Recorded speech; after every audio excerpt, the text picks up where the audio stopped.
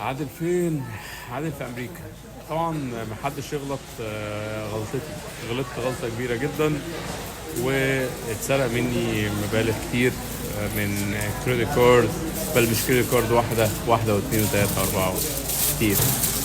فهطلع اكلمكم على اللي حصل معايا. انتظروا فيديو جاي، اتمنى تشيروه لاكبر عدد ممكن من الناس، لان اي حد مسافر بره وعامل حسابه على الكريدت كارد بس انت كده لبست في حيط.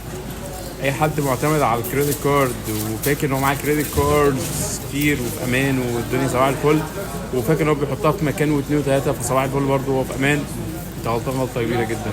طبعا هو نقص معلومات ونقص نولج عندكم وعندي وانا قبلكم، رغم ان انا بسافر كتير بس للاسف تعرضت للموقف ده، وللاسف الحمد لله قدر الله ما شاء فعل. هطلع فيديو، انتظروه، فيديو مهم جدا جدا جدا لاي حد في مصر وخارج مصر، مسافر او مش